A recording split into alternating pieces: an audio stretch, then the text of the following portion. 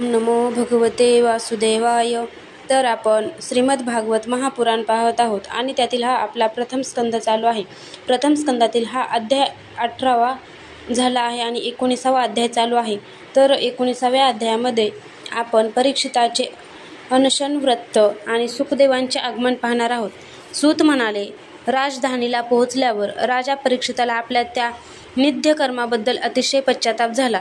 तो अत्यंत उदास होऊन विचार करू लागला आणि मी निरापराध तसेच आपले तेज झाकून ठेवलेल्या ब्राह्मणाबरोबर असभ्य पुरुषासारखाच नीच व्यवहार केला. हे किती वाईट झाले. त्या महात्म्याचा अपमान केल्यामुळे लवकरच एखादे भयंकर संकट माझ्यावर अवश्य येईल आणि ते खुशाल येऊ, कारण त्यामुळे माझ्या पापांचे प्रायश्चित्त मला मिळेल आणि असे कृत्य माझ्याकडून पुन्हा खात्रीने घडणार नाही. ब्राह्मणाच्या क्रोधाग्नीनेच आजच माझे राज्य, सेना आणि समृद्ध खजिना जळून खाक होऊ दे.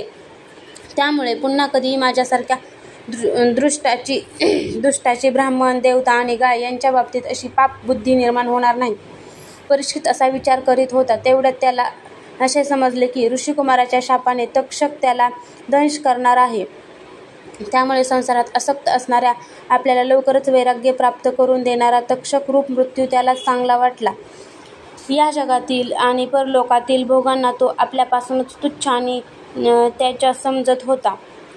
आता त्याचा प्रत्यक्ष त्याग करून आणि भगवान श्रीकृष्णांच्या चरणांची सेवा ही सर्वश्रेष्ठ मानून आमरण उपोषण व्रत घेऊन तो गंगा तीरावर बसला. तुळशीच्या सुगंधाने मिश्रित असलेले गंगाजल भगवान श्रीकृष्णांच्या चरणकमलांचे पराग घेऊन प्रभावित झाले आहे. म्हणूनच गंगा माता लोकपालांसहित स्वर्ग आणि पृथ्वीवर असलेल्या सर्व लोकांना पवित्र करते. मग मरणासन्न असलेला कोण पुरुष तिचे सेवन करणार नाही. अशा प्रकारे आमरण उपोषणाचा निश्चय करून गंगात काठी बसून त्याने सर्व आसक्तींचा त्याग केला आणि ऋषी मुनी करीत असलेल्या व्रताचा स्वीकार करून अनन्य भावाने श्रीकृष्णाच्या चरणकमलांचे तो ध्यान करू लागला. त्रैलोक्याला पवित्र करणारे महानुभाव मुनी आपल्या शिष्यांसह तेथे येऊन पोहोचले. तीर्थयात्रेच्या निमित्ताने खरे तर संतजन त्या तीर्थक्षेत्रांनाच पवित्र करतात. त्यावेळी तेथे अत्री, वशिष्ठ, च्यवन, शरद्वान, अरिष्ठनेमी, भृगु, अंगिरा, पराशर, विश्वामित्र, परशुराम, अतथ्य, इंद्रप्रमद, ईध्ववाह, मेधातिथी, देवल, आर्षिष्टिशेन, भारद्वाज, गौतम, पिप्पलाद, मैत्रेय, और्व, कवश, अगस्त्य, भगवान व्यास, नारद तसेच यांच्या व्यतिरिक्त अनेक श्रेष्ठ देवर्षी, ब्रह्मर्षी आणि अरुणादी राजर्षींचे शुभागमन झाले. अशा प्रकारे विभिन्न गोत्रांच्या मुख्य ऋषींना एकत्र आलेले पाहून राजाने सर्वांचा यथायोग्य सत्कार केला आणि त्यांच्या चरणावर मस्तक ठेवून नमस्कार केला. जेव्हा सर्व लोक स्वस्थपणे आपापल्या आसनावर बसले तेव्हा महाराज परीक्षिताने त्यांना पुन्हा एकदा प्रणाम केला आणि त्यांच्यासमोर उभे राहून शुद्ध हृदयाने हात जोडून त्याला जे काही करावयाचे होते ते तो सांगू लागला. परीक्षित म्हणाला, अहो, समस्त राजांमध्ये आम्ही धन्यतम आहोत, कारण आमच्या शील स्वभावामुळे आम्ही आपल्यासारख्या महान पुरुषांच्या कृपेला पात्र झालो आहोत. निंदित कर्म केल्यामुळे राजवंशातील बहुतेक लोक ब्राह्मणांची पद्य पूजा करण्यापासूनही दूर जातात. ही किती खेदाची गोष्ट आहे. मीही नेहमी घरदारात आसक्त राहिल्या कारणाने पापीत झालो आहे. म्हणूनच स्वतः भगवंतच ब्राह्मणांच्या शापाच्या रूपाने माझ्यावर कृपा करण्यासाठी आले आहेत. हा शाप वैराग्य उत्पन्न करणार आहे, कारण अशा प्रकारच्या शापाने संसारात आसक्त झालेला पुरुष भयभीत झाल्यामुळे विरक्त होतो. ब्राह्मण हो, मी माझे चित्त भगवतचरणी समर्पित केले आहे. आपण आणि गंगामाता शरण आलेल्या माझ्यावर अनुग्रह करा. ब्राह्मण कुमाराच्या शापाने प्रेरित दुसरा कोणीही कपटाने तक्षकाचे रूप घेऊन किंवा स्वतः तक्षक येऊन दंश करू दे, मला त्याची पर्वा नाही. आपण भगवंताच्या रसमय लीलांचे गायन करा. आपणा ब्राह्मणांच्या चरणांना प्रणाम करून मी पुन्हा आपणास हीच प्रार्थना करतो की कर्मवश ज्या योनीत मला जन्म घ्यावा लागेल त्या योनीत भगवान श्रीकृष्णांच्या चरणावर माझी प्रीती असावी आणि त्यांच्या चरणाश्रित महात्म्यांचा संग घडावा. तसेच सर्व प्राणीमात्राशी मैत्री असावी. आपण मला असा आशीर्वाद द्या. महाराज परीक्षित मोठा धैर्यवान होता. तो दृढ निश्चय करून गंगेच्या दक्षिण तीरावर पूर्वाभिमुख कुशाग्र असलेल्या आसनावर उत्तरेकडे तोंड करून बसला. त्याने राज्यकारभार आपला पुत्र जनमेजयावर सोपवला होता. पृथ्वीवरील एकछत्री अंमल असणारा सम्राट परीक्षित याप्रमाणे जेव्हा आमरण उपोषणाचा निश्चय करून बसला, तेव्हा आकाशातून देव समुदाय आनंदाने त्याची प्रशंसा करीत पृथ्वीवर फुलांचा वर्षाव करू लागले आणि वारंवार नगारे वाजू लागले. तेथे असलेल्या महर्षींनी परीक्षिताच्या निश्चयाची प्रशंसा केली आणि उत्तम म्हणून त्याला अनुमोदन दिले. ऋषींचा स्वभाव आणि शक्ती लोकांवर कृपा करण्यासाठी असते. त्यांनी परीक्षिताच्या उत्तम कीर्तिमान अशा गुणांना अनुरूप असे उद्गार काढले.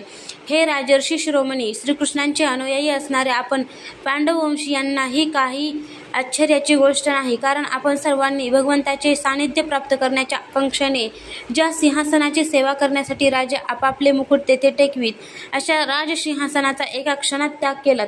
जोपर्यंत हा भगवंताचा परमभक्त परीक्षित आपले नश्वर शरीर सोडून मायेचा दोष आणि शोक यांनी रहित अशा भगवत धामाला जात नाही, तोपर्यंत आम्ही सर्वजण येथेच राहू.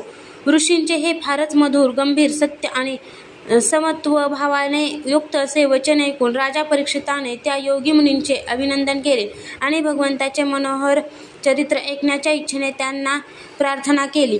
हे महात्म्यांनो, आपण सर्व ठिकाणाहून येथे आलात.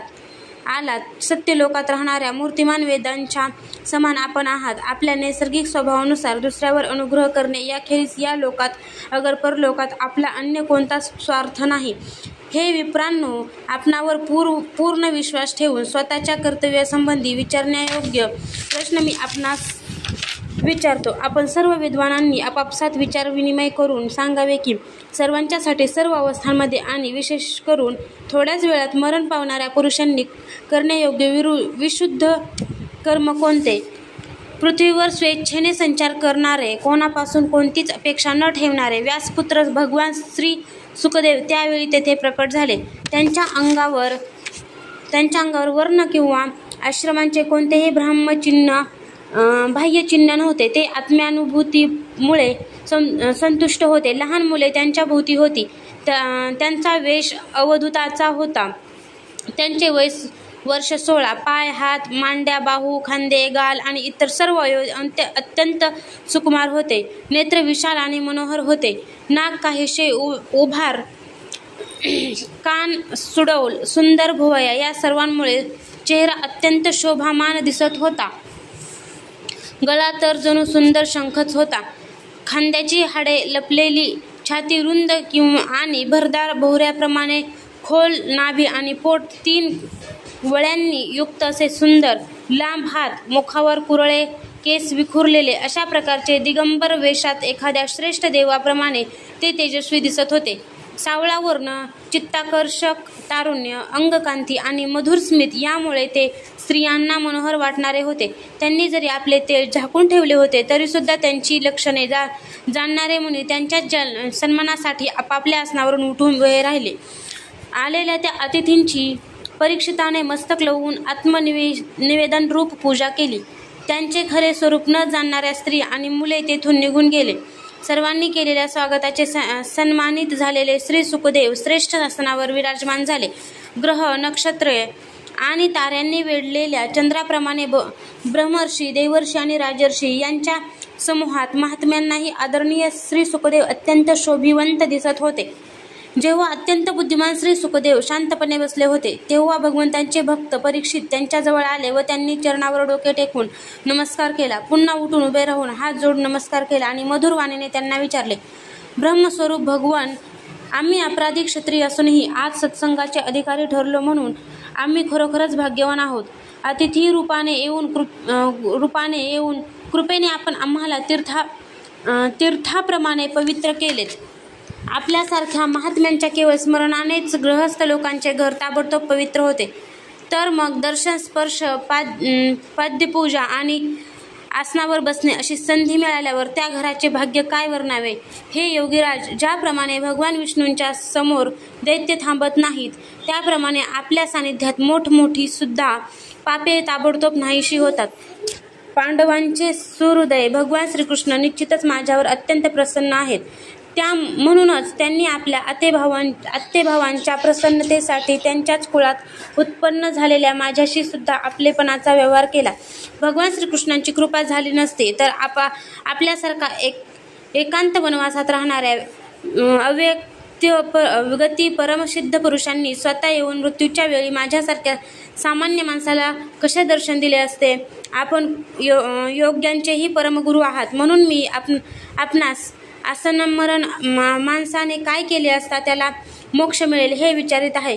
हे भगवान, त्याचबरोबर आपण हेही सांगा की मनुष्यांनी काय ऐकावे, कोणता जप करावा, कोणते कर्म करावे, कोणाचे स्मरण आणि कोणाचे भजन करावे, तसेच कशाचा त्याग करावा. हे मुनिजन, आपण गायीची धार काढण्यास जेवढा वेळ लागतो तितका सुद्धा वेळ गृहस्थांच्या घरी थांबत नाही, म्हणून मी आपणास हे आत्ताच विचारत आहे. सूत म्हणाले, जेव्हा राजाने मोठ्या मधुर वाणीने अशा प्रकारे संभाषण केले आणि प्रश्न विचारले तेव्हा सर्व धर्माचे मर्म जाणणारे व्यासपुत्र भगवान श्री सुखदेव त्यांनी उत्तरे देऊ लागले. अध्याय 19 समाप्त.